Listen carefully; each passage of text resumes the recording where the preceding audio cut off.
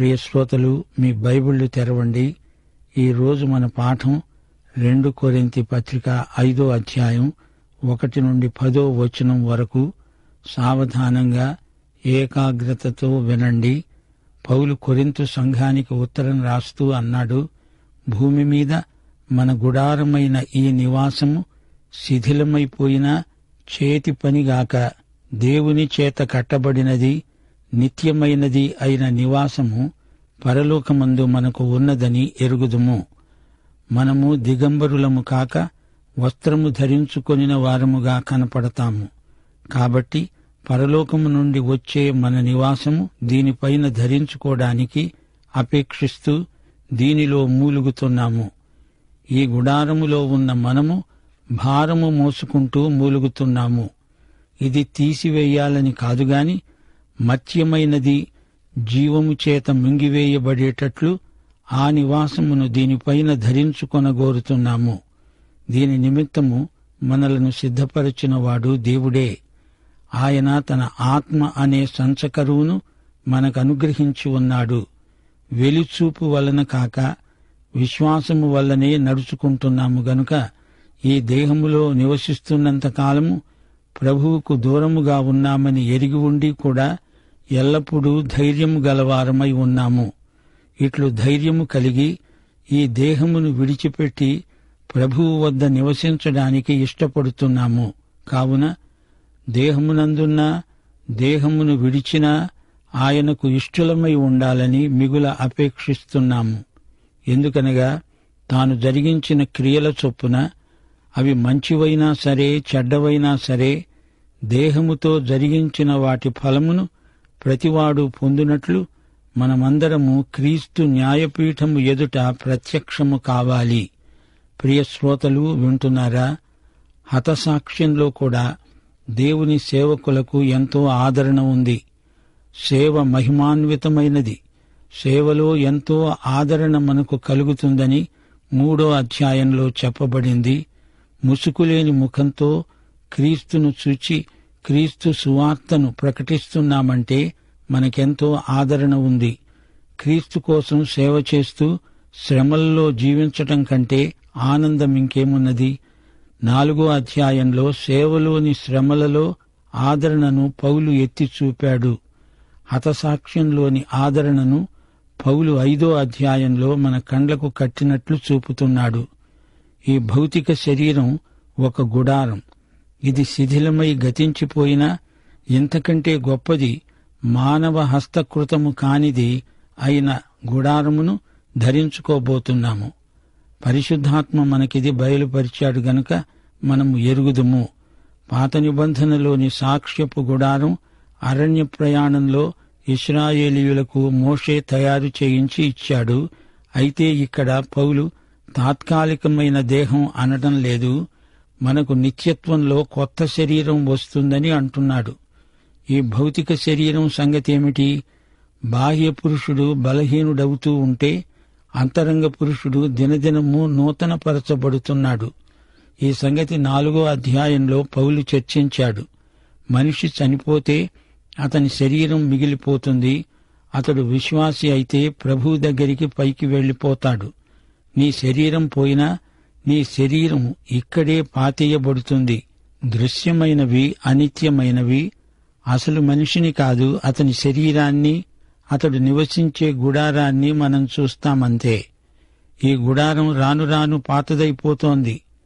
ప్రసంగి 12వ అధ్యాయం 3-4 వచనాలు సొలొమోను అన్నాడు, ఆ దినమున ఇంటి కావలివారు వణుకుతారు, బలిష్ఠులు వంగుతారు, విసిరేవారు కొద్దిమంది అవటం చేత పని చాలించుకుంటారు, కిటికీలలో గుండా చూచేవారు కానలేక ఉంటారు, తిరగటి రాళ్ల ధ్వని తగ్గిపోతుంది, వీధి తలుపులు మూయబడతాయి, పిట్ట కూతకు ఒకడు లేస్తాడు, సంగీతనాదము చేసేవారందరూ నిశ్శబ్దముగా ఉంచబడతారు. ఇంటి కావలివారు అంటే కాళ్ళు, మోకాళ్లు వణుకుతాయి, భుజాలు అంటే బలవంతులు వంగిపోతాయి, కిటికీల గుండా చూచేవి అంటే కండ్లు, చూపు, వినికిడి మందగించిపోతాయి. బాహ్య పురుషుడు కృశించిపోతాడు. బాహ్య పురుషుడు వయోవృద్ధుడవుతాడు. దృశ్యమైనవి అశాశ్వతమైనవి, అనిత్యములు. అంతరంగ పురుషుడు ఆధ్యాత్మిక వ్యక్తి. దేవుడు ఒక వ్యక్తి గాని భౌతిక వ్యక్తి కాడు. దేవుడు ఆత్మ. యోహాను సువార్త 4:24 యేసు సమరయ స్త్రీతో అన్నాడు, దేవుడు ఆత్మ. దేవుణ్ణి ఆరాధించేవారు ఆత్మతో సత్యముతో దేవుణ్ణి ఆరాధించాలి. కొందరు సణుగుతూ అంటారు, ముసలివాళ్లమైపోవడం మాకిష్టం లేదు. అలా అనుకోకండి. వృద్ధులమవటంలో ఆనందముంది. వృద్ధాప్యంలో స్వేచ్ఛ ఉంది. వృద్ధులు తమకిష్టమైంది చేయడానికి ఎట్టి అభ్యంతరమూ ఉండదు. వృద్ధ విశ్వాసులను సైతాను అంత సులభంగా లోబరుచుకోలేడు, లొంగదీయలేడు. సైతాను కుతంత్రాలను వృద్ధ విశ్వాసులు బాగా ఎరుగుదురు. ఈ బాహ్య గుడారము శిథిలమైతే మటుకేమి, అంతరంగ పురుషుడు బలపడుతున్నాడు. శరీరం పాత గుడారం, కాని అందులో ఉన్న నేను దినదినము నూతనపరచబడుతూ ఉన్నాను. శ్రోతలు, మనకు నిత్య నివాసం పరలోకంలో ఉంది. ప్రకృతి సిద్ధమైన శరీరముగా విత్తబడి ఆత్మ శరీరముగా మహిమ శరీరముగా లేపబడుతుంది. పరలోకానికి సరిపోయే శరీరమిచ్చి మనల్ని పరలోకంలో ఆయన చేర్చుకుంటాడు. ఈ మత్స్య శరీరంలో ఉండి మనం మూలుగుతున్నాము. బాహ్య పురుషుడు కృషిస్తూ ఉండగా మూలుగు ఎక్కువవుతుంది. అది సహజమే. త్వరలోనే యేసు ప్రభువు మధ్యాకాశానికి వస్తాడు. మనం ఎత్తబడతాము. ఆయన ఎదుట మనం నీతి వస్త్రాలు ధరించి హాజరవుతాము. మనం దిగంబరులము కాము. ఆయన యొక్క మహిమ వస్త్రాలు మనం ధరించుకుంటాము. అపొస్తల కార్యములు 24:15 నీతిమంతులకు నీతిహీనులకు పునరుత్థానమున్నది. యోహాను సువార్త 5:29 ప్రభువు ఇదే మాట అన్నాడు. మేలు చేసిన వారు జీవ పునరుత్థానమునకు, కీడు చేసిన వారు తీర్పు పునరుత్థానానికి బయటికి వస్తారు. అందరూ నీతి వస్త్రానికి అర్హులు కారు. క్రీస్తు నీతిని అంగీకరించిన వారికే ఆ వస్త్రము లభ్యమవుతుంది. ఆయన మన అతిక్రమములను బట్టి అప్పగించబడ్డాడు. మనలను నీతిమంతులనుగా తీర్చడానికి తిరిగి లేచాడు. క్రీస్తునందు అంగీకరించబడిన వారే నీతిమంతులై నీతి వస్త్రధారులై ఆయన ఎదుట నిలువబడతారు. తీర్పు ఒకటే కాదు, అనేక తీర్పులున్నాయని దేవుని వాక్యం చెబుతోంది. ఒకటి, శిలువ మీద యేసు తీర్పును భరించాడు. యోహాను సువార్త 5:24 ప్రభువు అన్నాడు, నా మాట విని నన్ను పంపినవాని యందు విశ్వాసముంచేవాడు నిత్య జీవము గలవాడై ఉన్నాడు. వాడు తీర్పులోనికి రాక మరణములో నుండి జీవములోనికి దాటి ఉన్నాడు. 2, విశ్వాసులు తమకు తామే తీర్పు తీర్చుకునే సందర్భమున్నది. 1 కొరింథీ 11:31 మనల్ని మనమే విమర్శించుకొన్న ఎడల తీర్పు పొందము. ఇది ప్రభు భోజన సంస్కార సందర్భంలో పౌలు చెప్పిన మాట. 3, విశ్వాసిని దేవుడు గుణపరచడానికి తీర్చే తీర్పు ఒకటున్నది. హెబ్రీ పత్రిక 12:6 ప్రభువు తాను ప్రేమించే వారిని శిక్షించి తాను స్వీకరించే ప్రతి కుమారుణ్ణి దండిస్తాడు. 4, న్యాయపీఠమెదుట ప్రతి విశ్వాసి నిలువబడి గృహ నిర్వాహకత్వపు లెక్క అప్పగించాలి. అది బహుమానాల తీర్పు. 5, ఇశ్రాయేలు ఒక జాతిగా తీర్పుకు గురి కాబోతున్నది. 6, అన్యజాతులన్నిటికీ దేవుని తీర్పు ఉంది. 7, పడిపోయిన దేవదూతలకు తీర్పు ఉంది. ఇక 8, మహాధవళ సింహాసనపు తీర్పు. నశించిన వారందరూ ధవళ సింహాసనపు తీర్పు కోసం హాజరవుతారు. వారందరూ దిగంబరులైన ముద్దాయిలు. అది క్రిమినల్ కోర్టు. వారికి నీతి వస్త్రాలుండవు. వారు చేసిన ప్రతి పాపానికి శిక్ష ఉంది. క్రీస్తును సువార్తను తిరస్కరించి చనిపోయిన వారికి ధవళ సింహాసనపు తీర్పు తప్పదు. ప్రస్తుతం ఈ శరీరపు గుడారంలో మనము భారభరితమైన ఆత్మతో మూలుగుతున్నాము. అయితే ఒకానొక రోజున ఆయనను మధ్యాకాశంలో కలుసుకుంటాము. మనము నీతి వస్త్రాలతో మహిమలో ఆయన ఎదుట ఆనందముతో నిలుస్తాము. క్రీస్తు నీతే మన నీతి, క్రీస్తు మహిమే మన మహిమ. మన నిరీక్షణ శుభప్రదమైనది. ఆత్మ అనే సంచకరువును ఇప్పుడు పొంది ఉన్నాము. అప్పుడు పూర్తి మహిమానుభూతి గలవారమై ఆయన సన్నిధిలో నిలుస్తాము.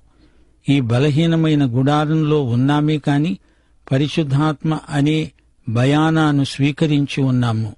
క్రీస్తు మనల్ని కొన్నాడు.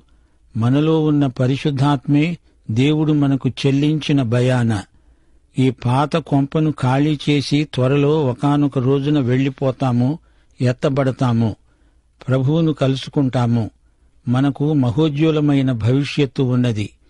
ఈ పాత గుడారం ఎన్నోసార్లు చినిగితే మాసికలు వేయబడింది, ఎన్నో దెబ్బలు తిన్నది, కోలుకున్నది. ఈ శరీరానికి ప్రస్తుతం అలవాటు పడ్డాము. ఈ శరీరంతో ఉన్నంతకాలం ప్రభువుకు దూరంగా ఉన్నట్లే. మనం వెలిచూపును బట్టి కాక విశ్వాసంతో జీవిస్తున్నాము. ఆయన మాటను బట్టి, వాగ్దాన బలాన్ని బట్టి మనం బతుకుతున్నాము. ఆయన మనకెంత చెబితే అంత. అదే విశ్వాసమంటే. శ్రోతలు, ఇది సంగతి. ఈ శరీరం ఒకటి అడ్డం వస్తోంది. అందుకే ప్రభువుకు దూరంగా ఉన్నాము అనిపిస్తోంది. ఒకానొక రోజున ఎత్తబడిన వారమై ప్రభువును ముఖాముఖిగా కలుసుకుంటాము. శరీరం చస్తుంది గాని ఆత్మకు మరణం లేదు.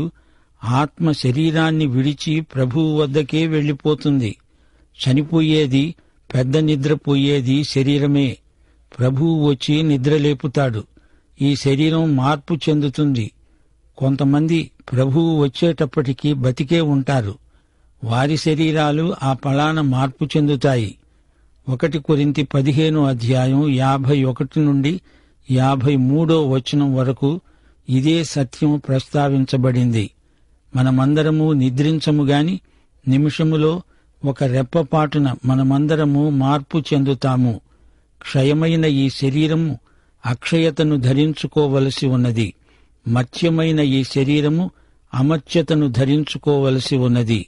నిద్రపోయేది శరీరము, నిద్ర నుండి లేచేది శరీరమే. పునరుత్థానం శరీరానికే గాని ఆత్మకు కాదు. పునరుత్థానమంటే తిరిగి లేవటం. లేచి నిలిచేది శరీరం, ఆత్మ కాదు, ప్రాణం కాదు. ఈ సంగతులు ఎరిగిన వారమై మనము విశ్వాసము గలవారమై జీవిస్తున్నాము. మనము మిక్కిలి అపేక్షిస్తున్నాము అంటే ఎక్కువ కృషి చేస్తాము. మనలో ఉరకలు వేసే ఉత్కంఠ ఇదే. ఈ దేహాన్ని ఎప్పుడు విడిచిపెడతాము, ఎప్పుడు ప్రభువుతో ఉండడానికి వెళ్లిపోతాము అనేదే మన ధ్యాస. శరీరంతో ఉన్న, శరీరాన్ని విడిచినా ఆయనకిష్టలమై ఉండాలనే మన తాపత్రయం. ఇది స్వార్థం కాదు, క్రీస్తు మహిమార్థం మనలో పనిచేసే తపన. మనము ప్రియక్రీస్తునందు అంగీకరించబడతాము. ఎఫెసీ పత్రిక 1:5-6 మననం చేయండి. తన ప్రియునియందు మనలను ముందుగా తన కోసము నిర్ణయించుకొని ప్రేమ చేత క్రీస్తులో మనల్ని ఏర్పరచుకున్నాడు. తన కృపామహిమకు కీర్తి కలిగేటట్లు తన చిత్త ప్రకారమైన దయాసంకల్పము చొప్పున దేవుడు చేసిన నిర్ణయమిది. క్రీస్తునందు నీకు నాకు ఇదొక గొప్ప ఆధిక్యం. దేవుడు నన్ను క్రీస్తునందు చూస్తున్నాడు. నా అక్కర ఏదో అదంతా క్రీస్తే అయి ఉండేటట్లు చేశాడు. ఇంతకంటే నీకు నాకు ఇంకేమి కావాలి? క్రీస్తే మన నీతి, జ్ఞానము, పరిశుద్ధత, విమోచనము అయి ఉన్నాడు. క్రీస్తే నా పరిశుద్ధత. క్రీస్తునందు నేను దేవునికి లోపరహితుణ్ణిగా కనపడుతున్నాను. పరిపూర్ణతకు చేర్చేది ఏదీ లేదు, అందులో నుంచి తీసివేసేది ఏదీ లేదు. 100% విశ్వాసులమైన మనకు క్రీస్తు ఉన్నాడు. ఆ ప్రియునియందు మనము అంగీకరించబడ్డాము. క్రీస్తునందు అనే పదోన్నతి విశ్వాసులందరికీ లభించింది అంటే ఇది కేవలము దేవుని కృపే. ఆయనకు ఆమోదయోగ్యమైన రీతిగా మనం జీవించాలి. ప్రియశ్రోత, నీవు క్రీస్తు కోసమే జీవిస్తున్నావా? మనమేదో గొప్పవారిమి కావాలని, పైకి ఎదగాలని పడే ప్రయాస కాదిది. కొందరు దైవసేవకులు తమ పేరు ప్రఖ్యాతుల కోసం ప్రచార సాధనాలను విపరీతంగా వాడతారు. ఇది వారి జ్వరం. జ్వరం ముదిరి సంధి లక్షణాలు కానవస్తాయి. మనం గొప్పవారము కాముగాని గొప్ప యేసుక్రీస్తుకు దాసులం, సేవకులం, జతపనివారం. యిర్మీయా గ్రంథం 45 అధ్యాయం 5 వచనంలో దేవుడేమన్నాడు? నీ నిమిత్తము నీవు గొప్పవాటిని వెతుకుతున్నావా? వెదకనక్కర్లేదు. మనం ఆయన సేవకులం. త్రికరణ శుద్ధిగా సేవ చేస్తాము. ఆయనకిష్టులమై ఆమోదయోగ్యమైన సేవ చేస్తాము. విశ్వాసులం మనమంతా క్రీస్తు న్యాయపీఠమెదుట నిలిచి లెక్క అప్పగించాలి. న్యాయపీఠాన్ని గ్రీకు భాషలో బేమా అంటారు. న్యాయపీఠము ఎదట విశ్వాసులు మాత్రమే నిలుస్తారు. విశ్వాసుల పాపాలకు తీర్పు కాదిది. పాపాలు యేసు శిలువ రక్తంతో పరిహారమైపోయాయి. మరి ఈ న్యాయపీఠం తీర్పు ఎలాంటిది? ఇది విశ్వాసులకు బహుమానాల తీర్పు. మనమందరము న్యాయపీఠమెదుట హాజరు కావాలి అంటూ విశ్వాసులను ఉద్దేశించే పౌలు మాట్లాడుతున్నాడు. మన దేహములతో మనము జరిగించినది ఏదైనా న్యాయపీఠం తీర్పులోకి వస్తుంది.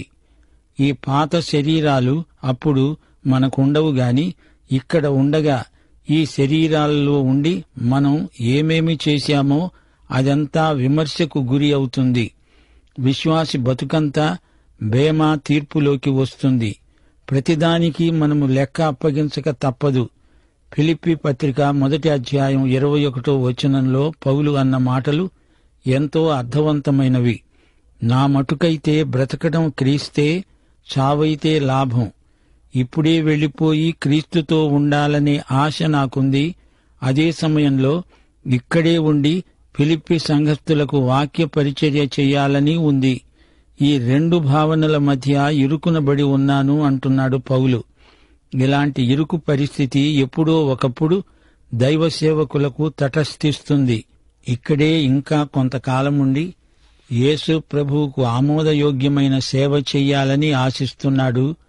పౌలుకు దేవాసక్తి ఉంది, సేవాసక్తి ఉంది. ఈ రెండు త్రాసులో పెట్టి చూస్తే రెండూ సమానంగా ఉన్నాయి. ఈ మట్టి శరీరంలో మనం చేసిన మంచి పనులకు బహుమానం మహిమ శరీరం. ఇంకా ఎన్నెన్నో పరలోక బహుమానాలు. శ్రోతలు కంగారు పడకండి. న్యాయపీఠం ప్రకటన గ్రంథంలోని 20వ అధ్యాయం 11 నుండి 15వ వచనంలో చెప్పబడిన ధవళ సింహాసనం కాదు. న్యాయపీఠం సివిల్ కోర్టు, ధవళ సింహాసనం క్రిమినల్ కోర్టు. రక్షణ లేని వ్యక్తులకు ధవళ సింహాసనం, రక్షిత ప్రజలకు, విశ్వాసులకు న్యాయపీఠం. నీవు విశ్వాసివైతే నీ పేరు జీవగ్రంథంలో రాయబడి ఉంది. నీకు నిత్య జీవముంది. అయితే నీకు బేమా న్యాయపీఠముంది. ఇది క్రీస్తు న్యాయపీఠం. బహుమానాల తీర్పు జరిగే స్థలం న్యాయపీఠం.